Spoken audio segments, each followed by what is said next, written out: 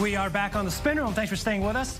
Turning now to a very heated domestic issue here in Israel, the race for mayor of Jerusalem. Yesterday, a candidate that was making history in the race decided to drop out. Aziz Abu Sarah, a resident of East Jerusalem, was seeking the mayorship even though Israeli law bars him from the race because he does not hold Israeli citizenship. I'm very happy to be joined by Aziz in studio to discuss his decision to drop out. And also joining us is Middle East Affairs correspondent Emily Rose, who has been covering the race and Aziz's candidacy. It's good to see both of you. Thanks for coming on, Aziz. Thank you for having me. Emily, I want to start first with you before we go to Aziz. Tell us a bit about this really crazy race for Jerusalem, the capital of the state. This year, it's a very, very heated contest, isn't it? This heated contest is also kind of a microcosm of the landscape of politics that we generally tend to see here in Israel. Yeah. You have an ultra-Orthodox candidate, Deputy Mayor Yossi Deutsch, and then Zev Elkin, who is modern Orthodox. He's considered to be religious, but not ultra-Orthodox, and there's a big difference there. And he just got support from Prime Minister Benjamin Netanyahu, the ruling coalition leader. And Nir Barkat. And Nir Barkat as well, right. That's right. So he's got the Likud behind him. And then Ofer Berkovich. And each one of those candidates is slated to get about 22% of the vote. But it's very indicative of the fact that we see this on a general scale in Israel. We have a candidate who is not the left's ideal dream of a candidate, but he does appeal to both the religious and could garner votes from the secular group. And he's set to give the other two a run for his money. That's Zev Elkin, and he's got that right. And there's also a dark horse, I think, that's coming in now, Moshe Leon, who just got support from most of the ultra-Orthodox parties in the race that could push him to the next round of voting, maybe even make him mayor. He could get to the next round, but he's only projected to get about 11%, and we'll see if he can give the others a run for his money. It's all about, I think, who the ultra-Orthodox vote for. They're a major, major force in the city. I want to go now to you, Aziz.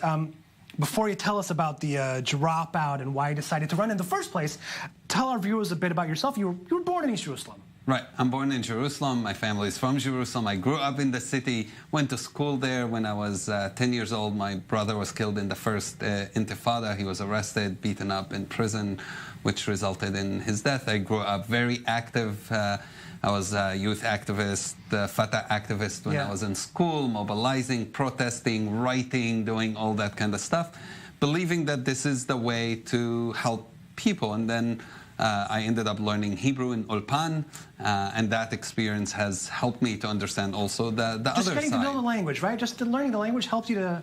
Because a language is more than just a language. A language is about culture, it's about people, it's about trauma, it's about... You learn so much when you learn a language, and I think that's why, in some ways, I feel always I know more about Israelis than Israelis know about You're us, probably right. Because not many Israelis, none of the people I think you mentioned in the race speak Arabic.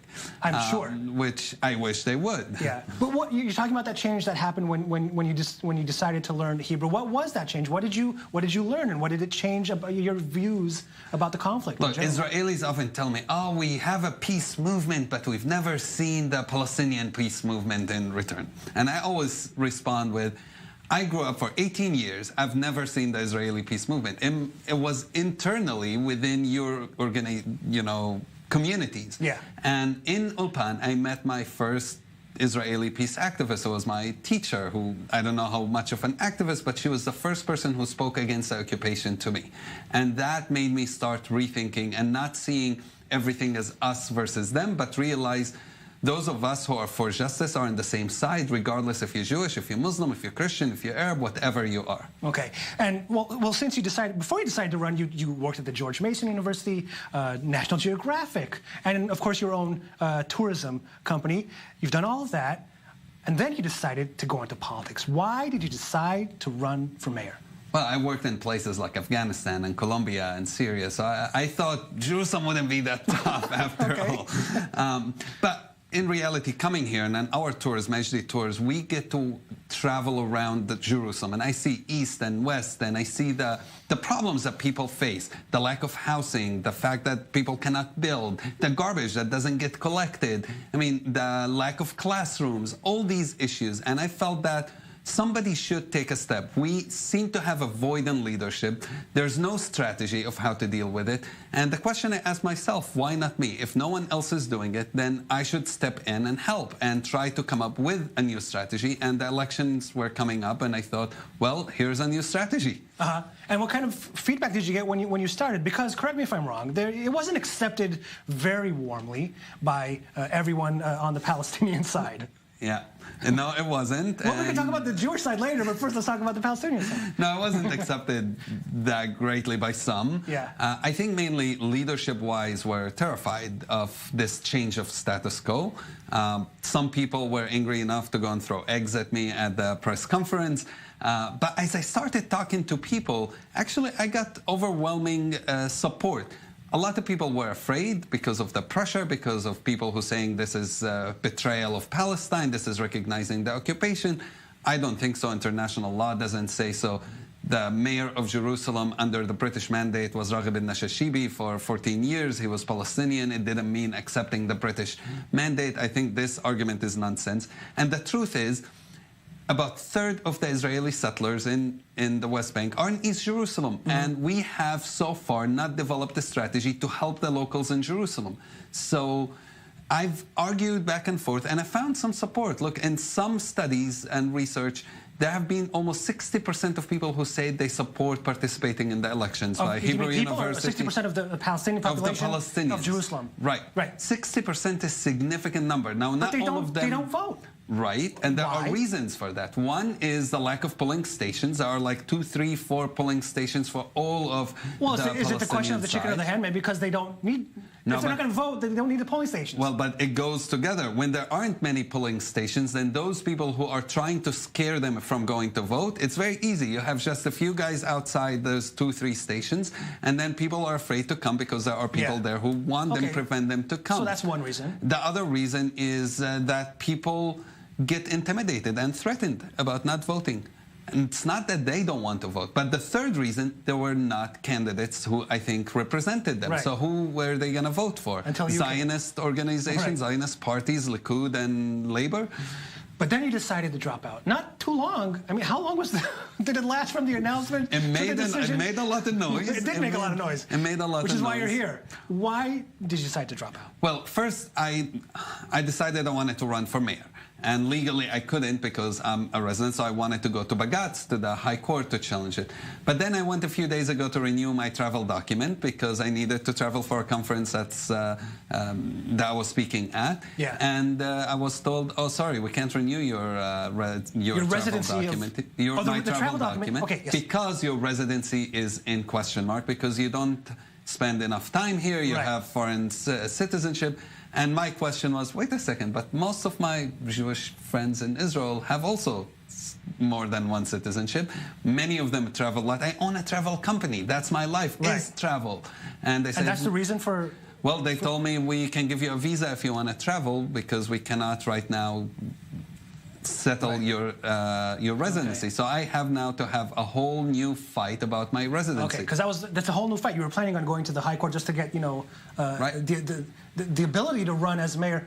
I want to talk with you, Emily, a little bit more about this legal issue. Enlighten us a bit about this. So this legal issue, I actually spoke with Professor Dan Miodanic from the Hebrew University. He's the author of that poll that you mentioned that found that about 58% of East Jerusalem Arabs do show interest in wanting to go to the polls. Right. And I put that question to him. I said, so what is with this legal residency status? And you've had a lucrative travel business that has brought droves of tourists into East Jerusalem for years, and your residency status has never come into question. And he said this is pretty much the oldest trick in the book. He's seen it used several times in Israel in general to sideline Palestinian candidates. It's almost very reminiscent of the birther argument that we see used, or we saw used when Obama ran.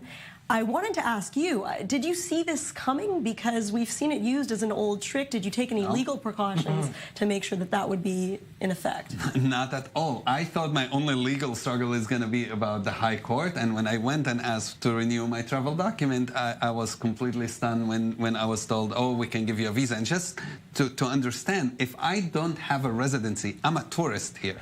And that's a problem in the way we are treated in Jerusalem, is that, yeah, you were born here, but you really don't belong. The moment there's a way to get rid of you, we will push you out as fast as possible. And let's say you didn't have that problem and you did have to go to the High Court eventually. Do you think you would have passed that hurdle? I think we would have. You think you would have? Yes. I have so many people who have called and emailed, and they said, look, we might not be able to come in the media and say, yeah, we support you, but we will go and vote for you. Even those who are afraid said, we will go and vote for you on the Palestinian side. Right. I also got quite a bit of support on the Jewish side, and that was encouraging for me to see both Palestinians and Jews saying, this is something new, there's something hopeful. Young people, Palestinians, who are saying, finally, there's a different voice, there's some strategy that we didn't know existed. I think we would have at least got a couple of seats. Emily, there was a response, I believe, from the mayor's office, Nir Barkat's office, about this? I did. I just had a chat with the spokesperson for Nir Barkat, and I put that question to him exactly what we were speaking about when we had our interview about East Jerusalem and how East Jerusalemites feel that it's been neglected by the municipality. And he argued the other way around. He said Nir Barkat, as a mayor, has invested a lot of money in East Jerusalem. He said that more than 800 new classrooms in East Jerusalem, with another 1,000 in the making. He talked about lengthening the school day and investing in roads, infrastructure. I mean, what do you say to that when you hear that the municipality is saying we're really trying to improve life for residents? I want to take him on a tour. I want to take him and show him places where my brother live in Kufr Aqab, where the municipality has completely neglected. Or But did he add 800 classes? I mean, is that... I'm not aware of these numbers, so I won't dispute them, but okay. I know what I see on the ground. Yes. I mean, I see the garbage that doesn't get collected over and over and over again. I see that there are many roads where my brother lives in Kufr Aqab that are still dirt. You know what? Where my uncle lives in Wadi Joz, I just took a group to film there. Wadi Joz, the heart of Jerusalem, no pavement as well. So I'm not saying he's not maybe trying, but the reality is only 10 to 12% of the budget of Jerusalem municipality goes to East Jerusalem. We are almost 40% of the population. So yeah, he might be adding a few things, but come on. Has this battle, or maybe I'll call it a setback, has this setback changed the way you look at things? No, I think... Well, it changed the way I look at things, but I'm still feeling optimistic. I think we have changed the way people look at what's happening in Jerusalem. It got some Israelis to say, wait a second, if we have one state, this is what's going to happen. Are we willing to accept a Palestinian mayor of Jerusalem? That's an important discussion. It got Palestinians to say, wait a second, there are people, right?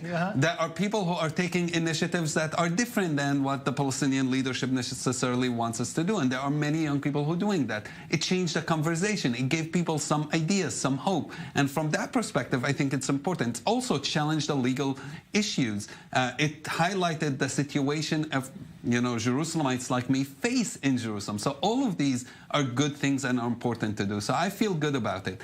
I am disappointed that I'm not able to run. I'm disappointed that some of us received the threats from our own community, from people who thought should support us. But overall, I think it still was a positive thing. Just one last quick question.